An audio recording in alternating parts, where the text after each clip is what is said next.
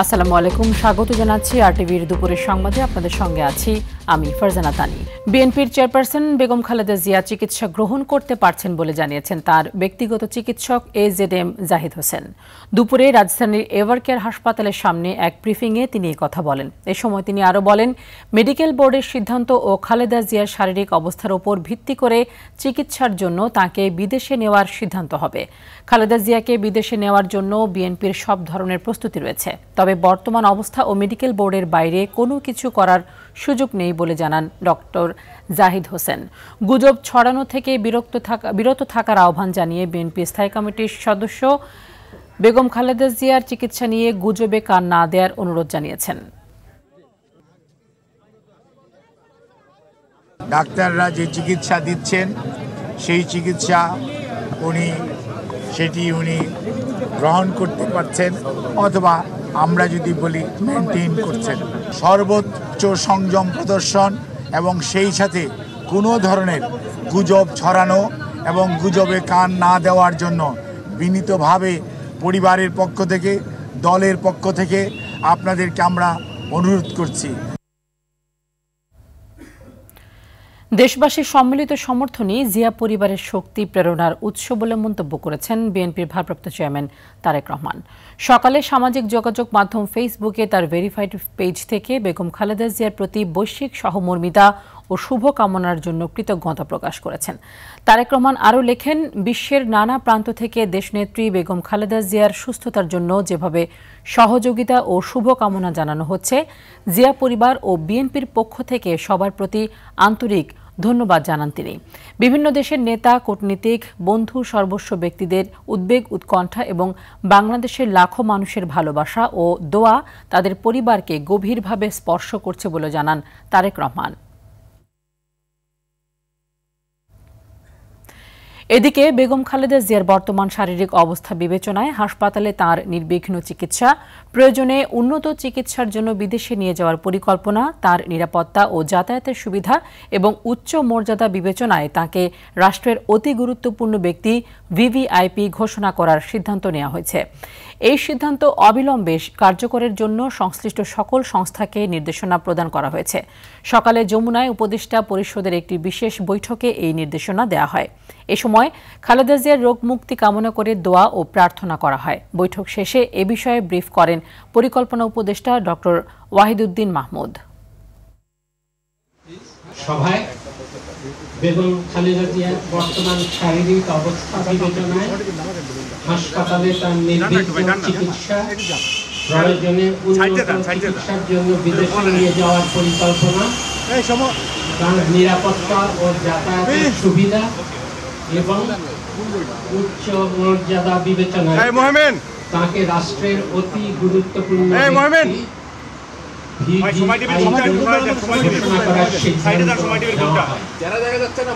এই সিদ্ধান্ত অবিলম্বে কার্যকরের জন্য সংশ্লিষ্ট সকল সংস্থাকে নির্দেশনা প্রদান করা হয়। সংবিধানের পঞ্চদশ সংশোধনী নিয়ে হাইকোর্টের রায়ের বিরুদ্ধে আপিলের প্রথম দিনের শুনানি হয় আজ। সকালে প্রধান বিচারপতি সৈয়দ রেফাত আহমেদের নেতৃত্বাধীন 6 বিচারপতির আপিল বেঞ্চে এই শুনানি হয়। এদিন বিএনপির মহাসচিব মির্জা ফখরুল ইসলাম আলমগীর মামলায় পক্ষভুক্ত হন। এর আগে গত বছরের 17 ডিসেম্বর পৃথক দুটি রিটের শুনানি শেষে তত্ত্বাবধায়ক সরকার ব্যবস্থা বিলোপ সহ পঞ্চদশ সংশোধনীর কিছু অংশ অসাংবিধানিক ও বাতিল ঘোষণা করে রায় দেন হাইকোর্ট। পরে পঞ্চদশ সংশোধনী পুরোপুরি বাতিল চেয়ে সুজন সম্পাদক সহ 4 জন হাইকোর্টের রায়ের বিরুদ্ধে আপিল করেন। 2011 সালে আওয়ামী লীগ সরকার সংসদে পঞ্চদশ সংশোধনী আইন পাশ করে। ওই সংশোধনীতে তত্ত্বাবধায়ক সরকার ব্যবস্থা বিলোপ সহ 54টি ক্ষেত্রে পরিবর্তন আনা হয়।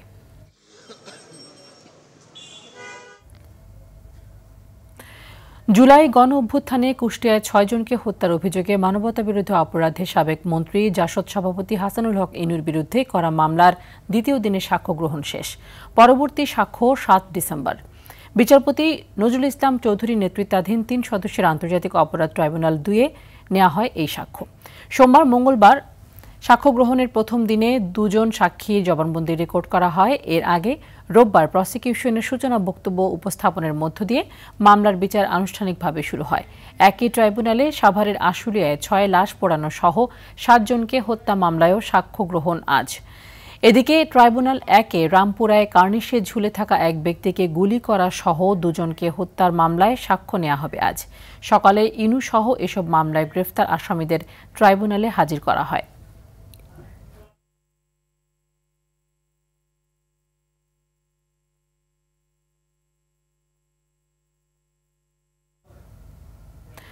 বিগত 1.5 দশক ধরে ভোটাধিকার বঞ্চিতদের আস্থা ফিরিয়ে আনা আগামী নির্বাচনের জন্য বড় চ্যালেঞ্জ বলে মনে করছেন ইউরোপীয় ইউনিয়নের রাষ্ট্রদূত মাইকেল মিলার।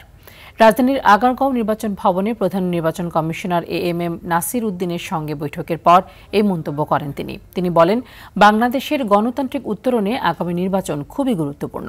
নির্বাচন পর্যবেক্ষণে বড় আকারের পর্যবেক্ষক দল পাঠানোর কথা জানিয়ে মাইকেল বলেন, ইসির প্রস্তুতি নিয়ে সন্তুষ্ট তারা।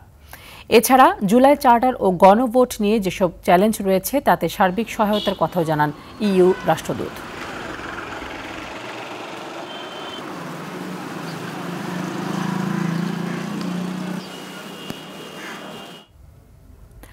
শান্তি চুক্তির 28 বছরেও শান্তি ফেরেনি পার্বত্য অঞ্চলে, বরং নতুন নতুন দলের আবির্ভাবে বেড়েছে দ্বন্দ্ব ও সংঘাত। বিরোধ নিষ্পত্তির বদলে আধিপত্য বিস্তার, গুম, খুন আর চাঁদাবাজি আজও রক্ত ছড়াচ্ছে পাহাড়ে। তবে শান্তি চুক্তির পর উন্নয়নের ছোঁয়া লেগেছে পাহাড়ি যোগাযোগ ব্যবস্থা ও আর্থ-সামাজিক জীবনযাত্রায়। বান্দরবান থেকে মোহাম্মদ শাফায়েত হোসেনের পাঠানো তথ্য ও চিত্রে আরও জানাচ্ছেন আব্দুল হামিদ। উত্তাল পাহাড়ি জনপদে শান্তি প্রতিষ্ঠার লক্ষ্যে 1997 সালের 2 ডিসেম্বর জনসংহতি সমিতি জেএসএস এর সঙ্গে শান্তি চুক্তি করে তৎকালীন আওয়ামী লীগ সরকার। তবে 28 বছর পার হলেও পাহাড়ে এখনো বন্ধ হয়নি অস্ত্রের ঝনঝনানি। জনসংহতি সমিতি ও ইউপিডিএফ ভেঙে 4টি এবং কুকিচিন ও মক পার্টি নামে আরও 2টি সশস্ত্র সংগঠনের জন্ম হয় চুক্তি পরবর্তী সময়ে।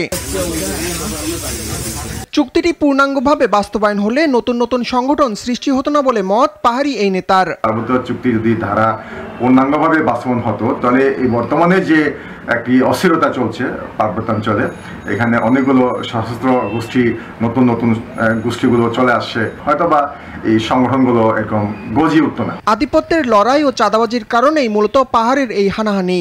পার্বত্য নাগরিক কমিটির নেতারা বলছেন, সব পক্ষের সদিচ্ছার অভাবে ভূমি বিরোধ সহ বেড়েছে সাম্প্রদায়িক দাঙ্গা। টেকসই শান্তি চাইলে রাজনৈতিক সদিচ্ছার সাথে সাথে ভূমি বিরোধের নিষ্পত্তি করতে হবে, চুক্তির অসম ধারাগুলো বাতিল করতে হবে এবং অস্ত্রের জনজনানি বন্ধে রাষ্ট্রের কার্যকর পদক্ষেপ গ্রহণ করতে হবে। সরকার যথেষ্ট উন্নয়ন করেছে যখন যে সরকার এসেছে, অপরদিকে যাদের সাথে চুক্তি করেছে তারা একটি শর্ত চুক্তি রাখেনি। এমন একটা দীর্ঘ পর্যায়ে চলে গেছে যেটা না হওয়ার কারণে আমাদের বিশেষ করে পার্বত্য অঞ্চলে পাহাড়ি বাঙালির যে সংঘাত এটা ক্রমশ বেড়ে যাচ্ছে। পার্বত্য অঞ্চলের শান্তি যদি ফিরিয়ে আনতে চাই, অবশ্যই যে কোনো একটা দ্রুত বাস্তবমূলক পদক্ষেপ নেওয়া দরকার। সংকট নিরসনে ভূমি বিরোধ নিষ্পত্তি, ভারতে আশ্রিত শরণার্থী ও অভ্যন্তরীণ উদ্বাস্তুদের পুনর্বাসন, পাহাড়ি ও বাঙালিদের সমঅধিকার নিশ্চিত সহ জাতীয় সংলাপের মাধ্যমে চুক্তির পূর্ণাঙ্গ বাস্তবায়ন চান সংশ্লিষ্টরা। আব্দুল হামিদ, RTV। যাদের নিরাপত্তায় রাজধানীর বেসরকারি নিরাপত্তা সেবা খাত, তাদেরই তথ্য নেই পুলিশের কাছে। আর এই সুযোগে মামলা সহ নানা অপরাধে জড়িতরা বেছে নিচ্ছে সিকিউরিটি গার্ডের চাকরি। RTVর অনুসন্ধানে উঠে এসেছে সারা দেশ থেকে আসা বিভিন্ন অপরাধে জড়িত ব্যক্তিরা সহজে নিবন্ধনহীন বেসরকারি নিরাপত্তা সংস্থার মাধ্যমে রাজধানীর বিভিন্ন বাসা, বাড়ি, অফিসে সিকিউরিটি কাজ নিচ্ছে। মোহাম্মদ সাইমের 3 পর্বের ধারাবাহিকের আজ দেখুন শেষ পর্ব।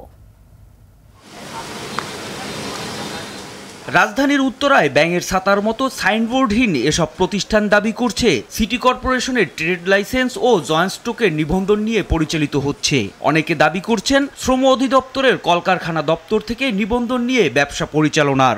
ঠিকাদার সংস্থার একটা লাইসেন্স থাকে, যেটা আপনার ইস্যু করা হচ্ছে কলকারখানা প্রতিষ্ঠান পরিদর্শন অধিদপ্তর। অথচ মেট্রোপলিটন এলাকায় বেসরকারি নিরাপত্তা সেবা সংস্থার নিবন্ধনের জন্য আইন ও নীতিমালা অনুযায়ী পুলিশ কমিশনারের দপ্তর থেকে নিবন্ধন নেয়ার কথা। তাই এসব প্রতিষ্ঠান সরকারের তদারকির বাইরে থাকায় নিরাপত্তা প্রহরীর কাজে ঢুকে যাচ্ছে সারা দেশ থেকে আসা বিভিন্ন অপরাধে জড়িত ব্যক্তিরা।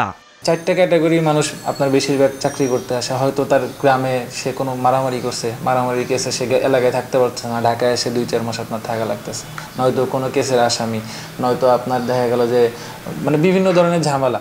আর এসব প্রতিষ্ঠানে চাকরির নামে প্রতারণার সীমাহীন অভিযোগের পাশাপাশি যাদের চাকরি দেওয়া হচ্ছে তাদেরও প্রতিদিন বিনা পারিশ্রমিকে বাড়তি খাটানো হচ্ছে ঘন্টার পর ঘন্টা।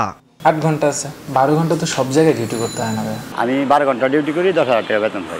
বেসরকারি নিরাপত্তা সেবা খাতে প্রতারণা থেকে রক্ষা পেতে নিয়োগের আগেই চুক্তিপত্র ও অর্থ লেনদেনের রিসিট সংগ্রহে রাখার পরামর্শ এই আইনজীবীর।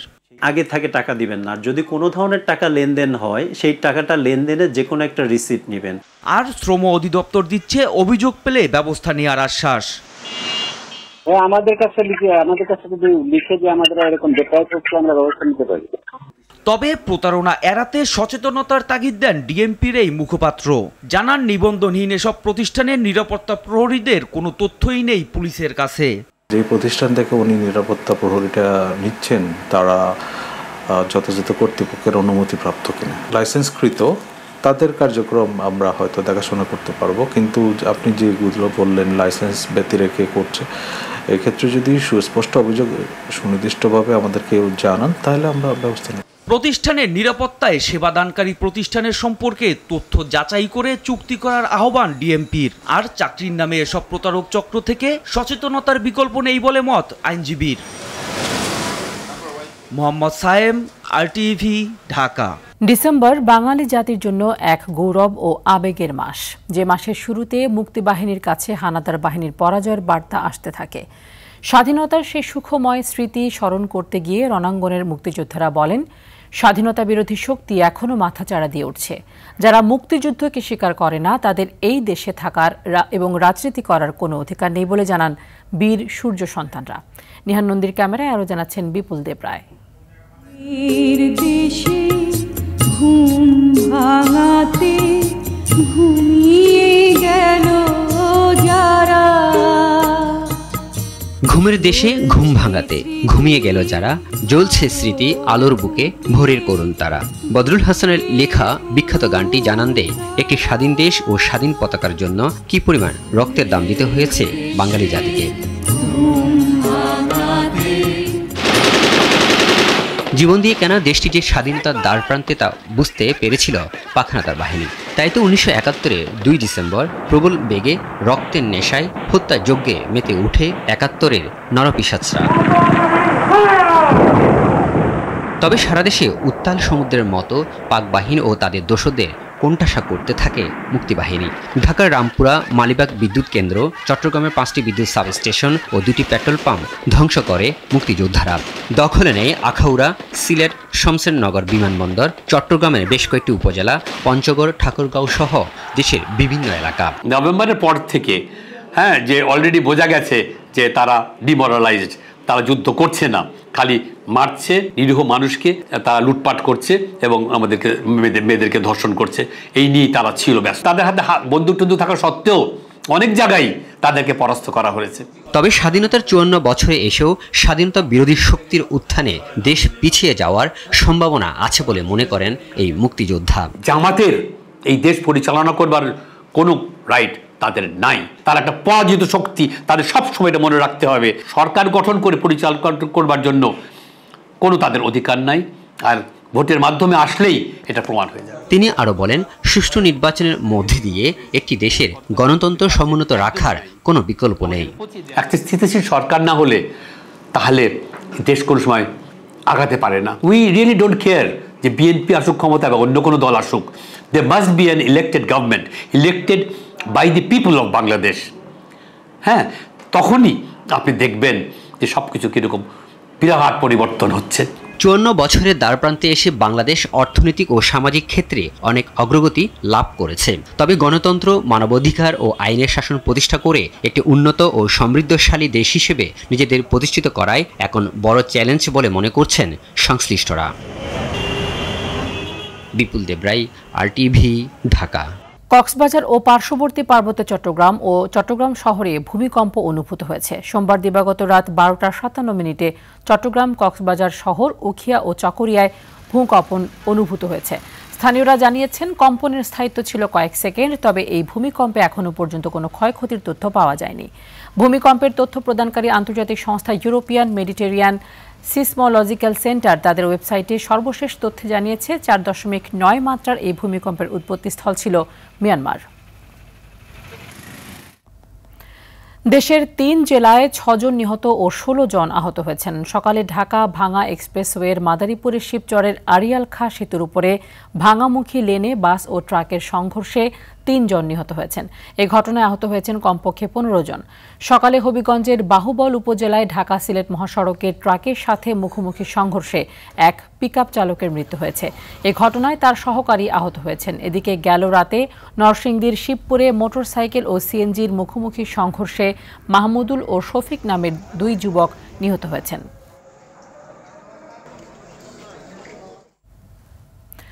গাজীপুরের টঙ্গীর তুরাগ নদীর তীরে দোয়ার মাধ্যমে শেষ হয়েছে তাবলিগ জামাত বাংলাদেশ সুয়ারি নিজামের 5 দিনব্যাপী জোর ইজতেমা। লাখো মুসল্লির সমাগমে পূর্ণ হয় ইজতেমা ময়দান। সকাল 8:51 শুরু হয়ে 9:13 শেষ হয় আখেরি দোয়া। দোয়া পরিচালনা করেন পাকিস্তানের মাওলানা আহমেদ বাটলা। এবারের জোরে 27টি দেশ থেকে 732 জন বিদেশি মেহমান অংশ নিয়েছেন। 5 দিনের এই ইজতেমায় মৃত্যুবরণ করেছেন 6 জন মুসল্লি। জানা গেছে এবার টঙ্গীর বিশ্ব ইজতেমা অনুষ্ঠিত হবে জাতীয় নির্বাচনের পর। দুপুরের সংবাদ এ পর্যন্তই। জেলা সংবাদ 4:45টায় দেখার আমন্ত্রণ রইল। ধন্যবাদ সবাইকে।